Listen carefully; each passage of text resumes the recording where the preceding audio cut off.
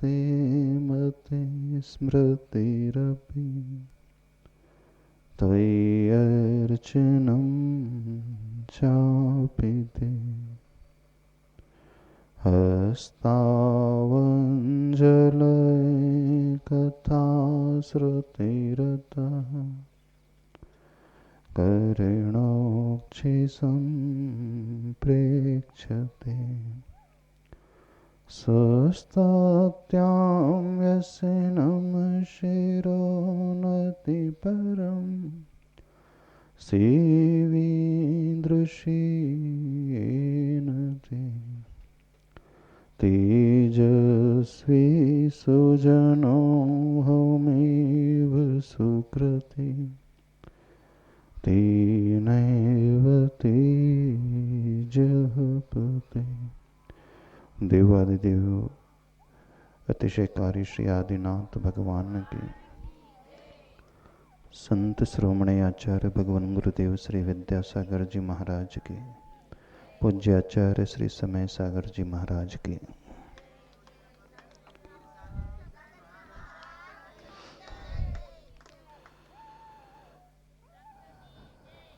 हर जीव न जाने कब से जन्म मरण कर रहा है।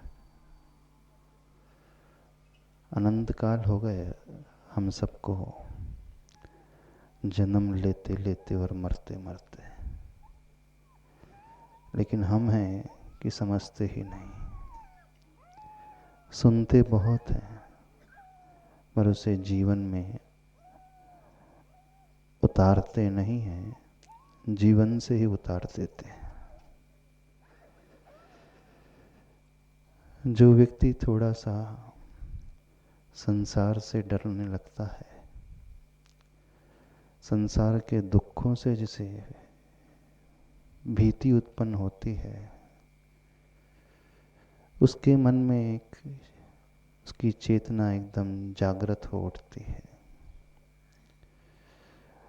वह फिर संसार को एक नए ही नजरिए से देखने लगता है। जब तीर्थंकर भगवान को वैराग्य उत्पन्न होता है तो इन्हीं कारणों को लेकर के, संसार की असारता को समझ करके संसार के सुखों से वैराग्य उत्पन्न हो जाता है और दृष्टि आत्मानुराग की ओर आ जाती है, आत्मा से राग करने वाली हो जाती है। इसीलिए वे दीक्षा ग्रहण करके भवनों को छोड़ करके वन की ओर चले जाते हैं। बहुत विरले महापुरुष होते हैं जो इस कदम को उठाते हैं।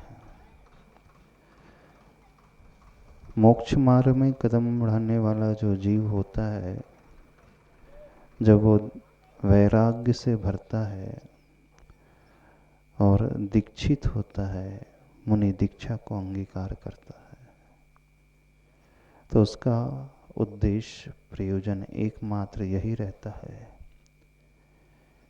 मैं इस शरीर से मुक्ति चाहता हूँ, क्योंकि शरीर जब तक रहेगा तब तक विकल्प बने ही रहेंगे।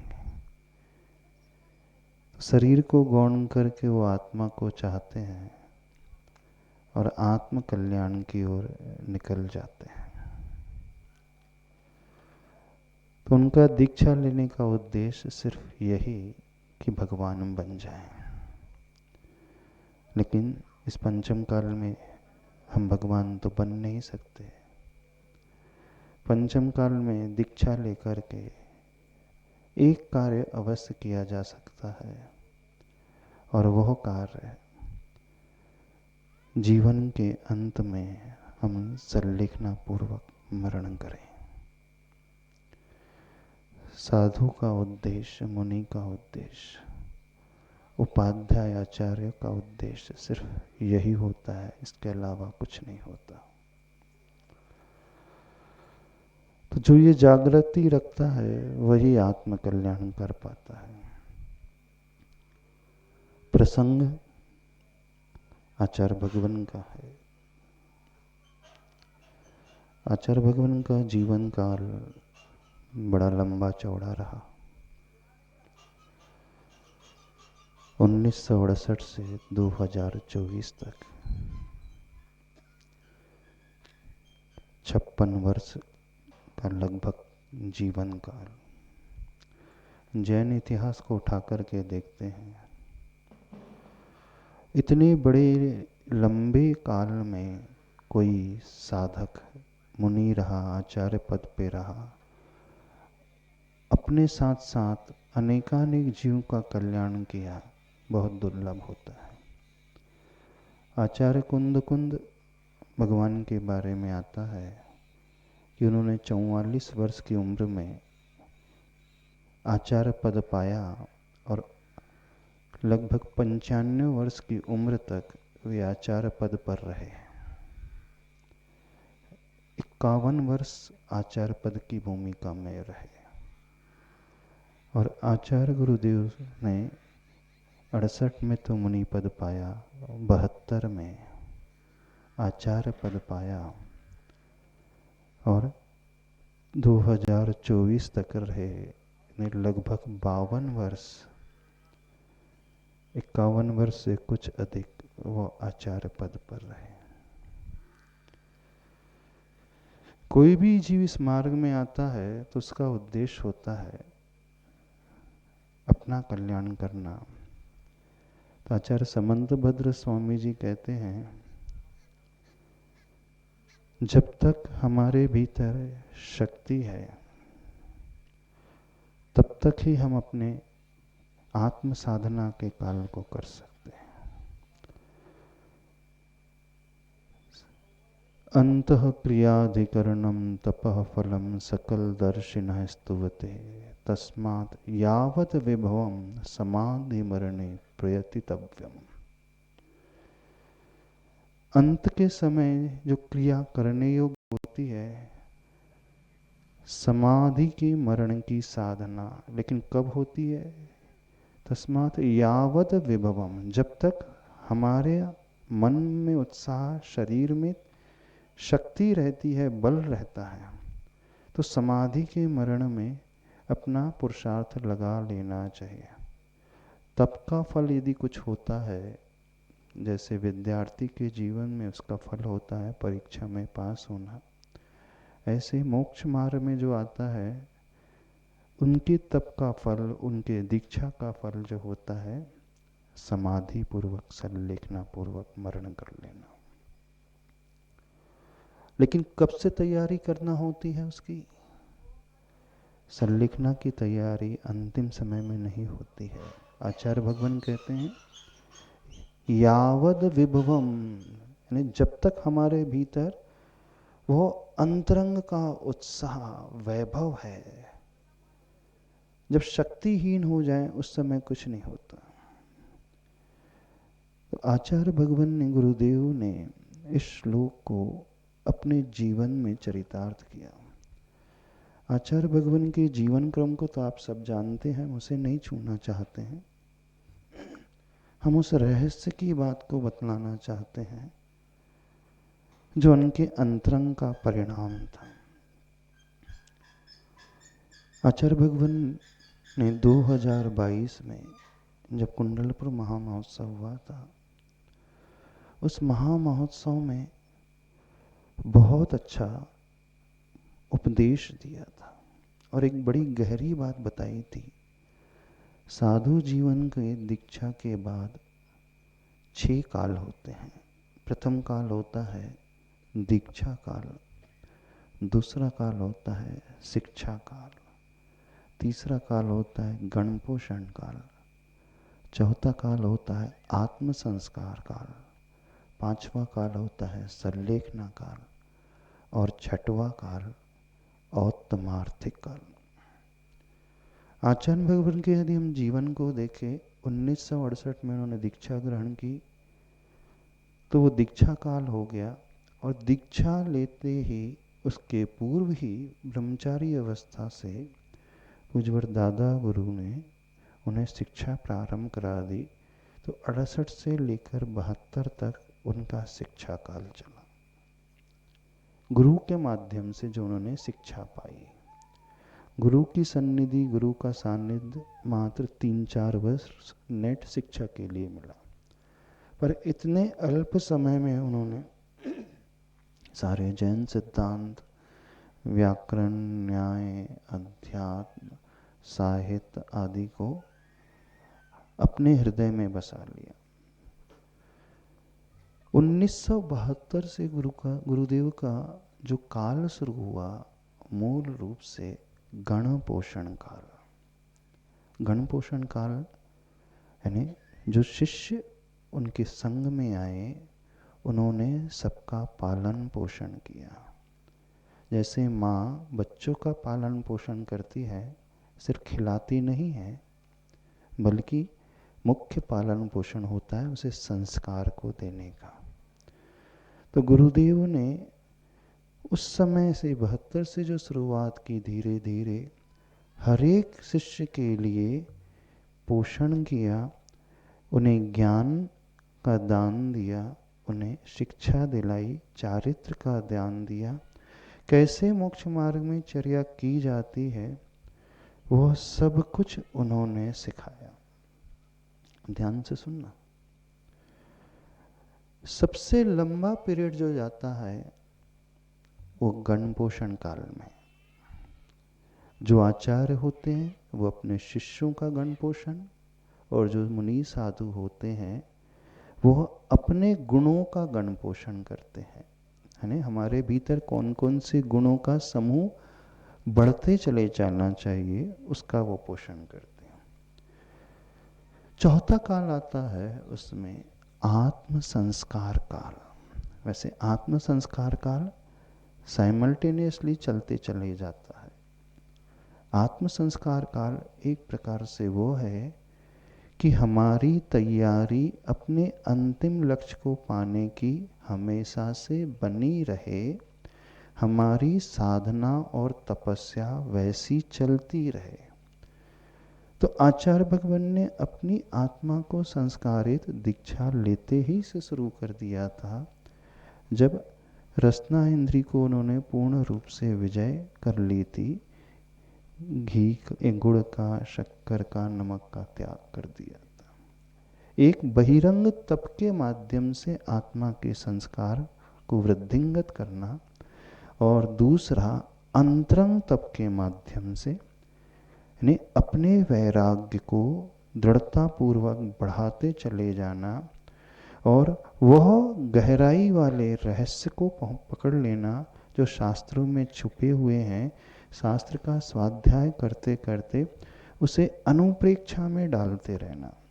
यानी एक होता है दुनिया स्वाध्याय करती है सिर्फ पढ़ने के लिए, जैसे आप लोग नियम लेते हैं शास्त्र का वाचन पढ़ने के लिए, पर सही स्वाध्याय वो होता है जहाँ शास्त्र की हर बात को हम अपनी आत्मा में घटा रहे हैं।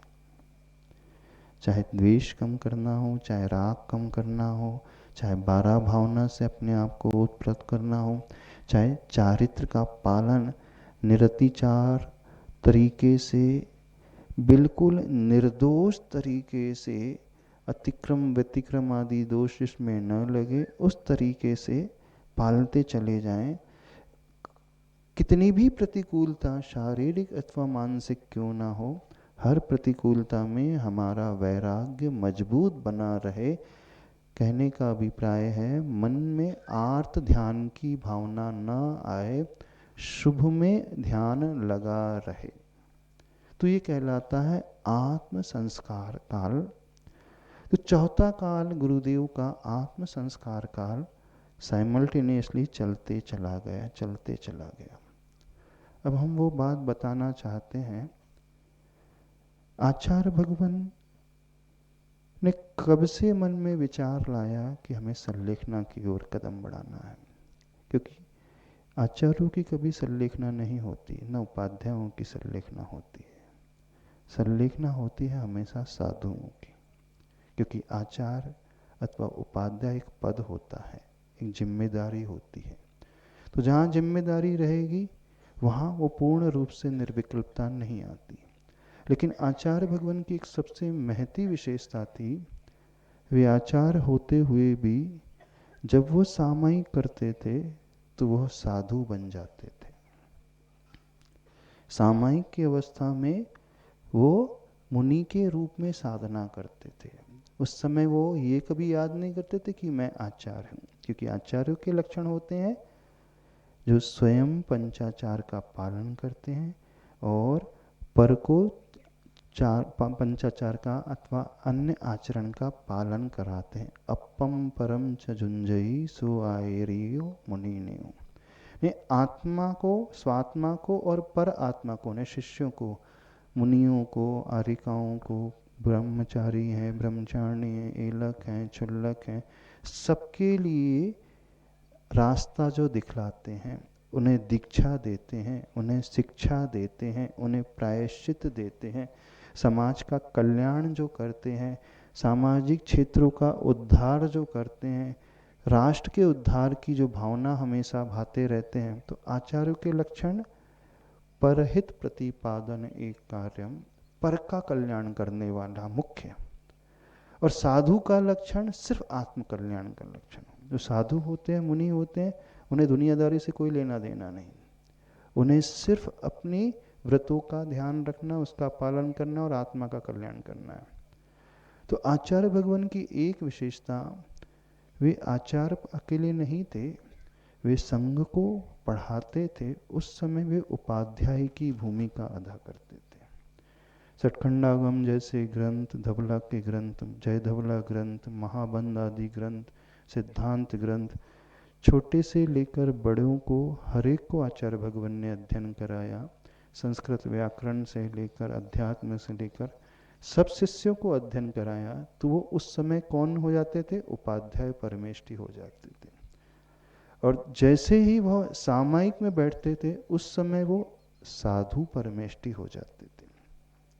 सामायिक से उतर करके जब वो व्यवहार में आते थे, उस समय जब संघ का संचालन करते थे, समाज को निर्देशित करते थे, दिशा निर्देश देते थे, चाहे तीर्थ निर्माण की बात हो, चाहे सामाजिक उद्धार के कार्य की बात हो, उस समय वे आचार्य की भूमिका में आ जाते थे।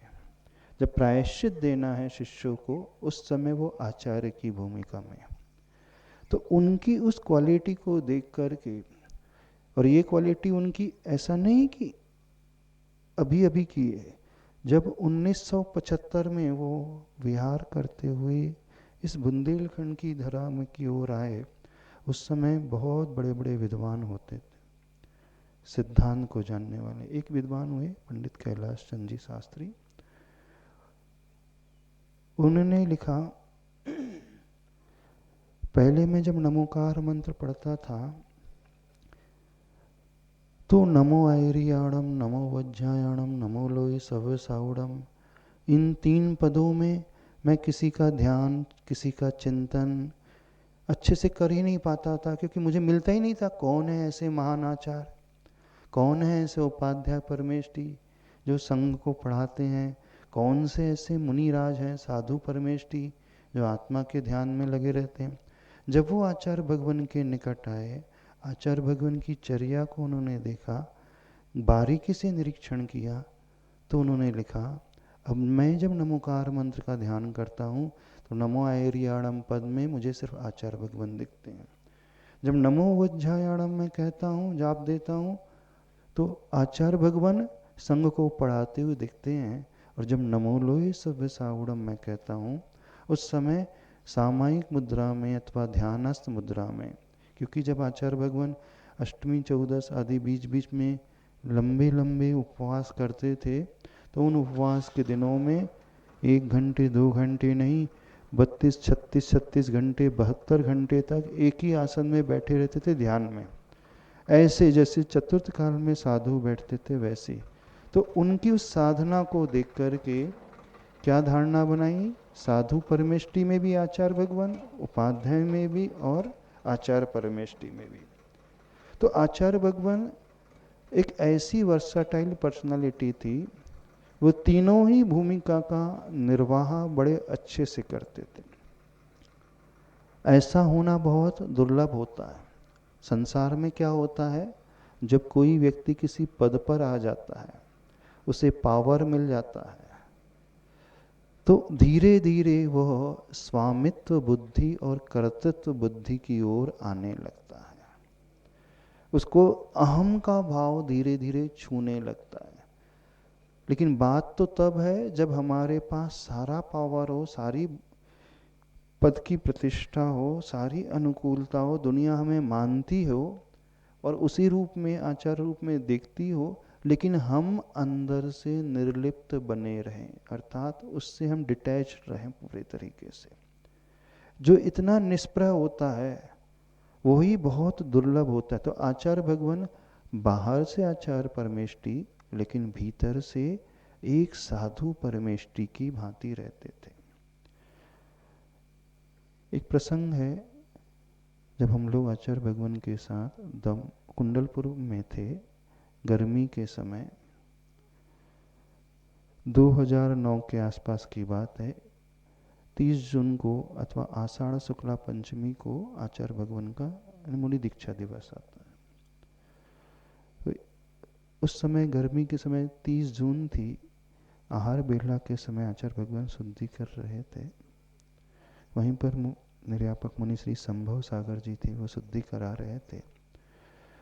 उनके पास आकर के उस समय कुंडलपुर कमेटी के अध्यक्ष संतोष सिंह जी थे, वो कहते हैं आज 30 जून है।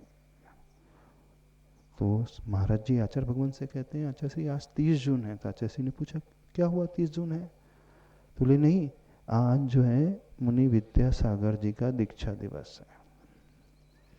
तो देख ध्यान से सुनना, आज उस समय आचार्य भगवान ने क्या कहा? बोले मैं मुनि रह ही कब पाया। क्या उन्होंने कहा? मैं मुनि रह ही कितना पाया, मुझ पर तो एक जिम्मेदारी का बोझ डाल दिया गया, न चाहते हुए भी गुरु की आज्ञा के फलस्वरूप, गुरु दक्षिणा के फलस्वरूप मुझे आचार्य पद पर बैठा दिया गया। हम ये बात इसलिए कह रहे हैं, उनकी निष्प्रहता और निर्लिप्तता। तो जो उन्होंने कहा कि मैं मुनि रह ही कब पाया, इसका अर्थ है वे आचार्य बनना नहीं चाहते थे, रहना तो मुनि ही चाहते थे। तो वो पद उन्हें बार बार खलता था। तो ये उसे ही हो सकता है जो पूर्ण रूप से डिटैच रहता। तो हम ये बात कह रहे हैं समाधि के लिए कि समाधि उसकी होती है जो इस प्रकार से अंतरंग से निर्लिप्त रहता है, वो जो साधु की भूमिका में होता है। तो ये आचार्य भगवान का गण पोषण और आत्म संस्कार काल चल रहा था। धीरे धीरे समय बीतता गया। 2014 की बात है, जब हम लोग रामटेक में थे। उस समय तक हम आचार्य भगवान के संग में ही थे। अब ध्यान से सुनना जो बात बता रहे हैं। आचार्य भगवान ने हम लोगों को मार्च के महीने में 11 मार्च 2014 को बुलाया और बुलाने के बाद धीरे से कहा कि आपको और कुछ और महाराज जी को अब यहाँ से संघ से बाहर जाना है। 10 वर्ष आपको रहते रहते साथ हो गए हैं, हमने आपके लिए सबके लिए पर्याप्त दिया है। अब हम ये चाहते हैं जब बेटा बड़ा हो जाता है तो उसका भी कर्तव्य होता है कि वह अपने पैरों पे खड़े हो जाए और दूसरों के लिए सब कुछ प्रदान करे। आप लोग धर्म प्रभावना अच्छे से जा कर के करें। ये मंगलवार की बात थी, 2014 11 मार्च। आचार्य भगवान धीरे धीरे समझा रहे थे। बोले जब संग बढ़ता है तो गुरु जो होते हैं अन्य नए शिष्यों को एंटर कराने के लिए पुराने शिष्यों को बाहर भेजते हैं और अकेले नहीं भेजते, उनके साथ 2-3 साधर्मी को और जोड़ देते हैं और जो उनमें बड़े होते हैं वो उनका निर्वाहन कराते हैं, अर्थात निर्यापक की भूमिका जैसी निभाते हैं। प्रवचन सार चारित्र चूलिका ग्रंथ में जो बात आती है सीसा निज्जावगो समना। उस समय उन्होंने यह कह कर के हमें फिर मुनि श्री विशाल सागर धवल सागर जी को संग से अलग विदिशा की ओर भेजा था। अब ध्यान से सुनना, आचार्य भगवान की जागृति कब से उनकी समाधि की तैयारी थी। आचार्य भगवान शुरू से डे वन से ही चाहते नहीं थे पद को, लेकिन उस भार का वो निर्वहन कर रहे थे। 2014 में जब विदिशा में आचार्य भगवान चतुर्मास कर रहे थे, उस समय उन्होंने मुनि श्री संभव सागर जी को बुला करके कहा कि पूज्यवर समय सागर महाराज जी के लिए एक ग्रंथ देना है, और वो ग्रंथ था प्रायश्चित ग्रंथ। इन्हें पढ़ने के लिए उन्हें देना है। इसका अर्थ क्या है? वह अपनी जिम्मेदारी को अब बांटना चाह रहे थे, स्वयं जिम्मेदारी से मुक्त होना चाह रहे थे। ये बात अलग है, पूज्यवर समय सागर महाराज जी ने उस समय उसे निषेध कर दिया, नहीं हम अभी नहीं पढ़ेंगे, उसने वापस भेज दिया।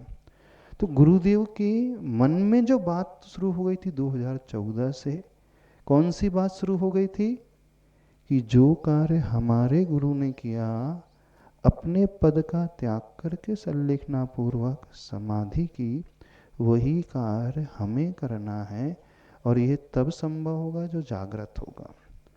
यानी कर्तृत्व बुद्धि से वो पूर्ण रूप से रहित थे। पर उस समय पूज्यवर समय सागर महाराज जी ने कहा नहीं, हम कुछ नहीं करेंगे। ये पूज्यवर समय सागर महाराज जी की निर्लिप्तता। धीरे धीरे प्रसंग आगे बढ़ता गया।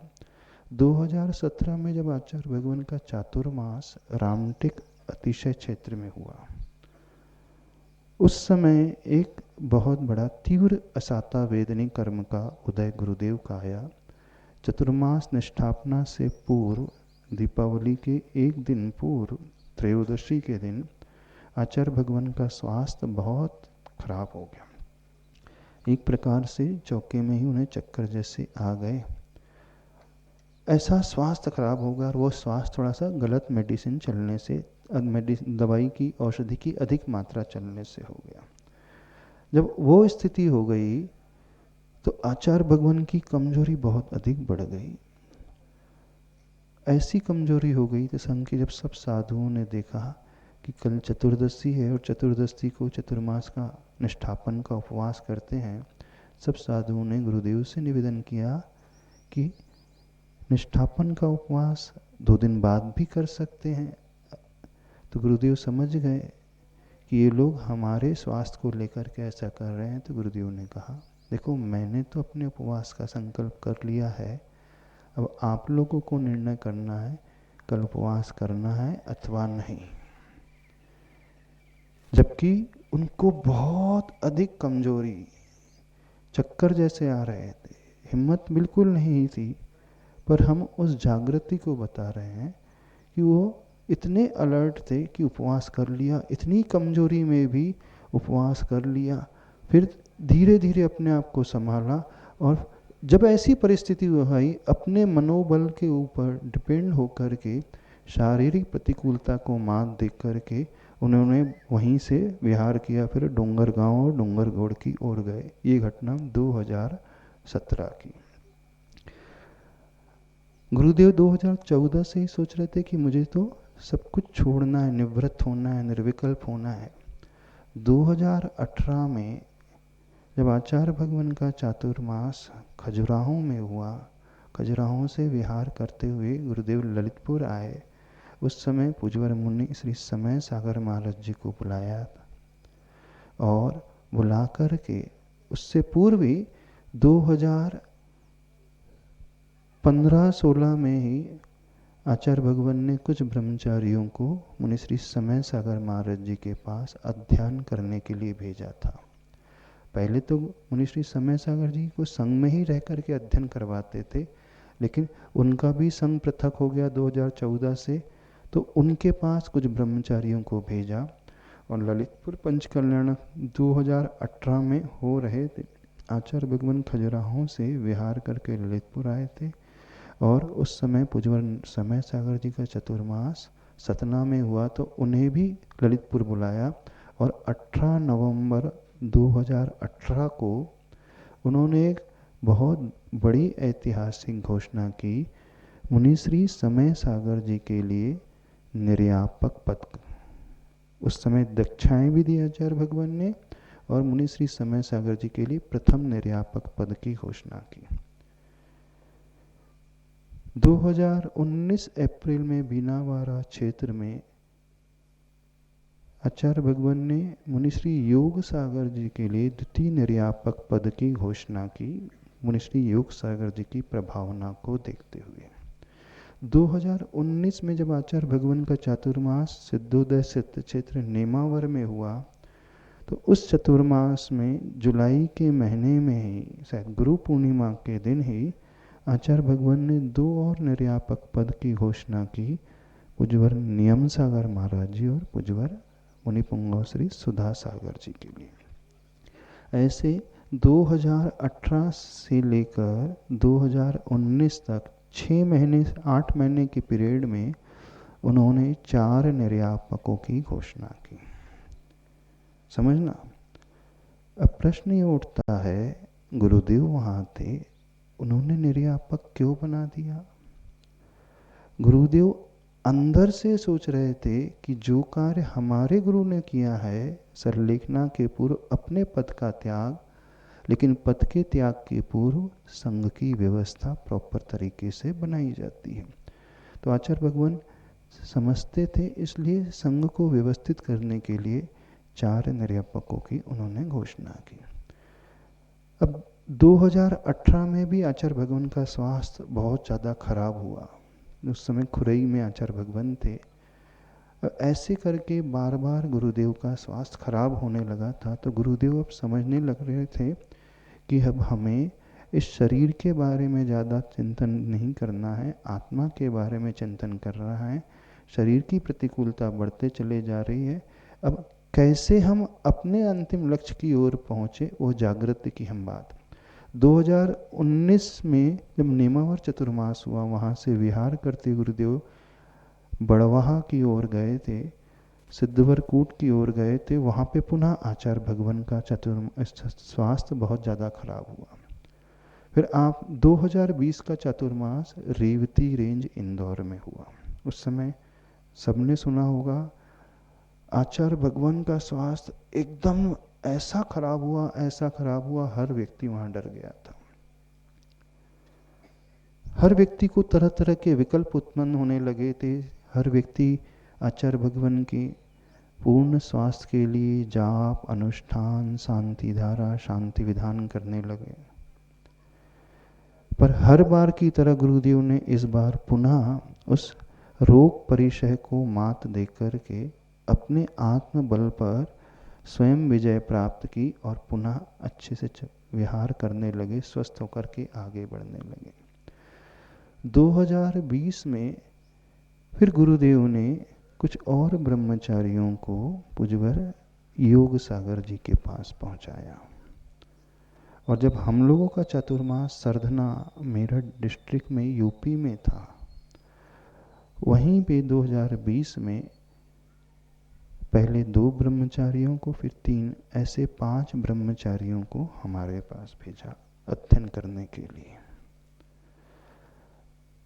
गुरुदेव का चातुर्मास 2021 में जबलपुर में हुआ, दयोदय तिलवारा घाट में, और 21 में पुनः आचार्य भगवान का स्वास्थ्य चतुर्मास के अंत में खराब हुआ। फिर गुरुदेव ने पुनः अपने आप को स्वस्थ मानसिक दशा के आधार पर बनाते हुए विहार करते हुए कुंडलपुर पहुंचे। ये जनवरी 2020 की घटना है, 2022 की घटना है, जहाँ बड़े बाबा महामहोत्सव का कार्यक्रम। अब 20 जनवरी को पूज्यवर मुनि श्री विनीत सागर जी और मुनि श्री चंद्रप्रभ सागर जी का आगमन जो है कुंडलपुर में होता है। और उस दिन गुरुदेव का प्रवचन था। वह प्रवचन हर व्यक्ति को सुनना चाहिए, वो आपको मिल जाएगा। नहीं है तो एक पुस्तक है लोकोत्तर महापुरुष की महायात्रा, इसमें पूरा डिटेल में दिया है आचार्य भगवान का वह पूरा जीवन वृत्तांत, कैसे उनकी साधना रही, जागृति रही, इसे हर व्यक्ति पढ़े, अवश्य पढ़े। बहुत गजब की पुस्तक अलग श्री धैर्य सागर ने संकलित करके बनाई है। अब उस समय जो 20 जनवरी का प्रवचन है वो सबसे ज़्यादा श्रवणी है, हर व्यक्ति को सुनना चाहिए। उस दिन आचार्य भगवान ने मुनिश्री जब का आगमन हुआ तो कहा कि देखो एक ही बात रही, हमारा दीक्षा काल, शिक्षा काल, गणपोषण काल, आत्म संस्कार काल हो गया है।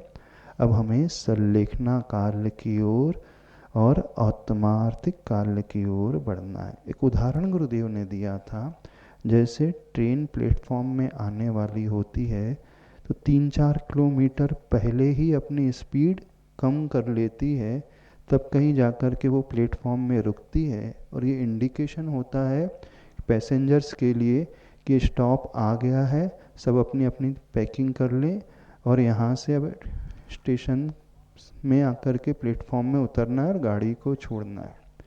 ये उदाहरण दिया था गुरुदेव ने।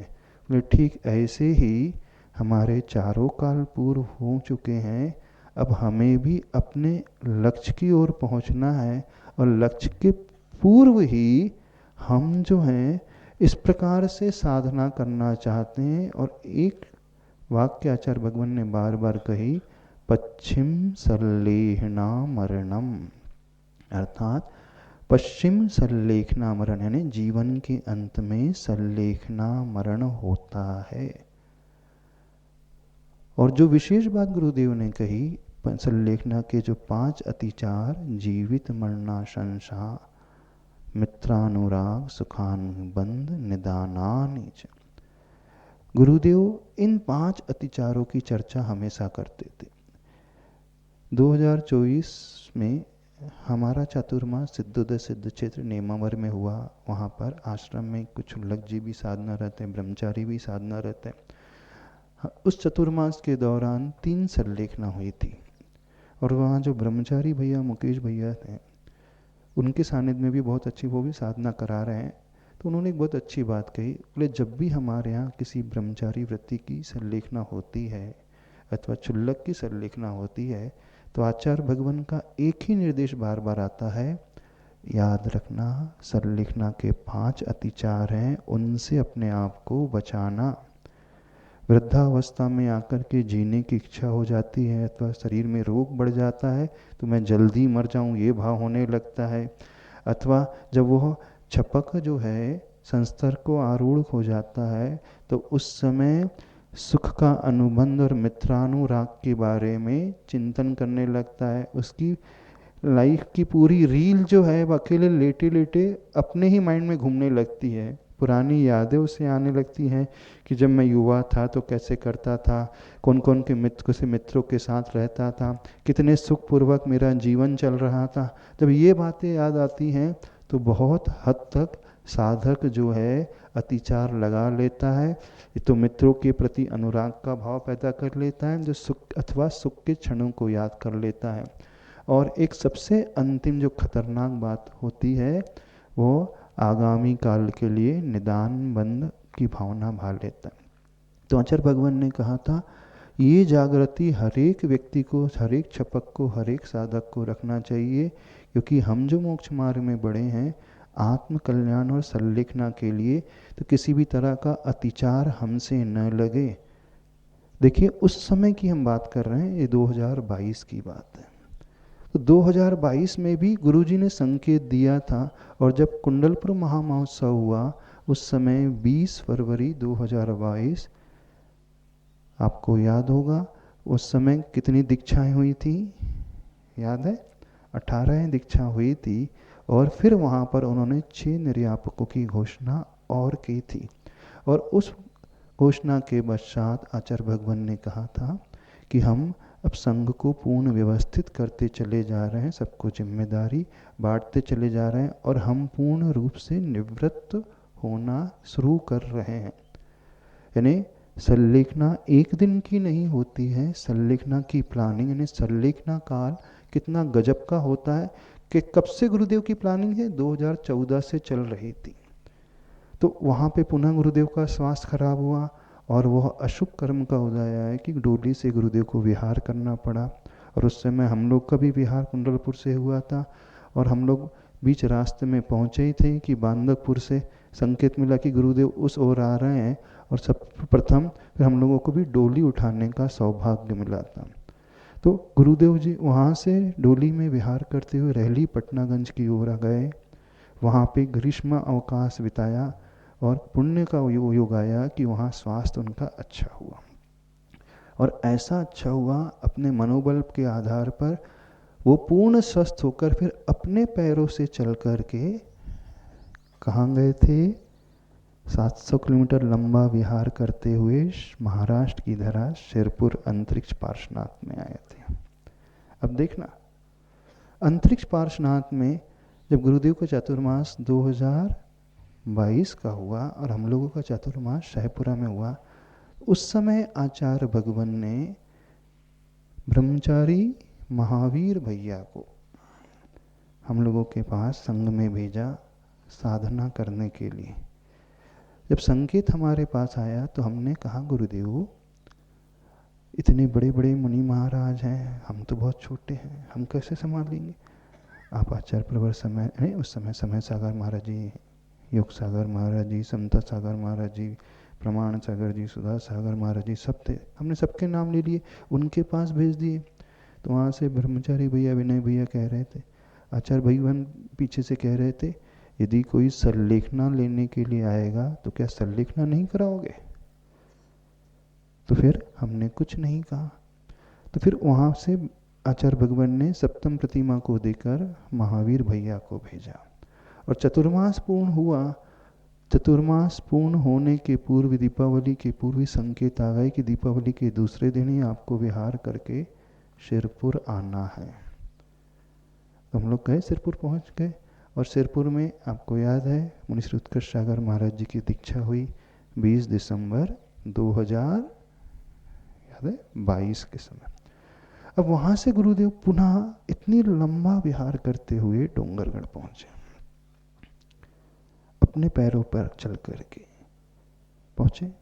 अब चतुर्मास पूरा हुआ और पूरा होने के पश्चात फिर तिल्दा नेवरा का पंचकलानक हुआ। फिर जनवरी से जो गुरुदेव का स्वास्थ्य बिगड़ना प्रारंभ हुआ, तो सारी घटनाक्रम इसमें लिखा हुआ, आप लोग पढ़ लेना और आप लोगों ने सुना ही होगा। उसे हम डिटेल में नहीं बताना चाहते हैं, बस एक बात प्रमुख रूप से बताना चाहते हैं कि 8 फरवरी को पूज्यवर गुरुदेव ने उस समय चतुर्दशी के दिन औत्तमार्थिक प्रतिक्रमण किया, अर्थात अब अपने 6वें काल में प्रवेश हो गए।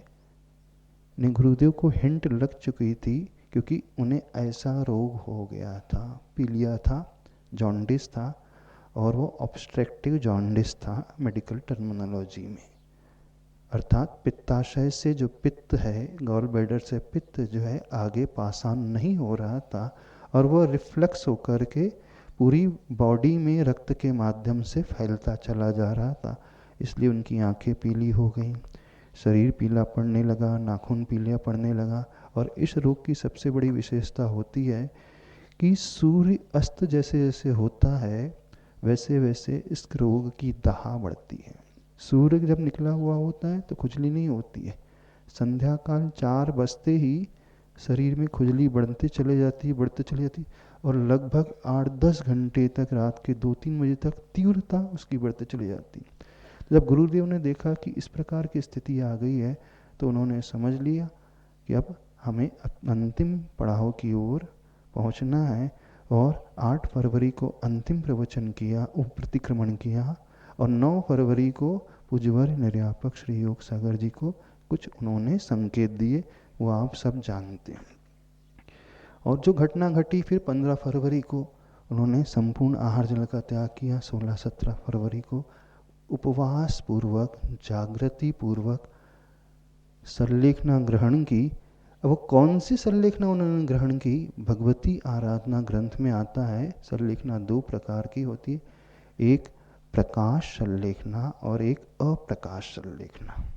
अप्रकाश संलेखना वो कहलाती है कि वो किसी भी प्रकार से हाईलाइट नहीं करता है छपक, किसी को बताता नहीं है, किसी के सामने प्रकाश में नहीं लेकर के आता, क्योंकि आचार्य भगवान जानते थे यदि हमने माइक से घोषणा कर दी तो सारे के सारे शिष्य जो हैं बिना आज्ञा के तुरंत यहाँ पर आ जाएंगी, लाखों की जनता वहाँ टूट पड़ेगी, वहाँ भगदड़ मच जाएगी, एक प्रकार का अलग ही माहौल हो जाएगा, और उस भगदड़ में न जाने क्या कोई घटना दुर्घटना घट जाए तो कुछ कंट्रोल नहीं हो पाएगा।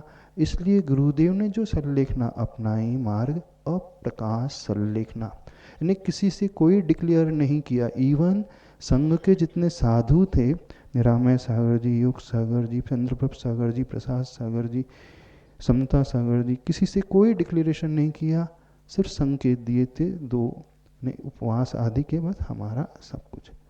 तो यानी अंतरंग में उन्हें सब कुछ ज्ञात था, लेकिन दुनिया के सामने उन्होंने बिल्कुल नहीं बताया।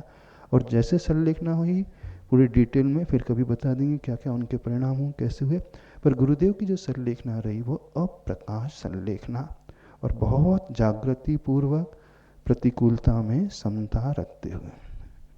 तो बस हमें ये ध्यान रखना है जो आगम में आया है कि तस्मात् यावत विभवम समाधि मरणे प्रयतितव्यम, जब तक शरीर में शक्ति होती है तभी तक उसकी हम प्रिपरेशन करते हैं। तो वो हो सकता है तो गुरुदेव की प्रिपरेशन 10 साल पूर्व से ही चल रही थी और अप्रकाश संलेखना उन्होंने की। बोले संत श्रोमणी आचार्य गुरुदेव श्री विद्यासागर जी महाराज की।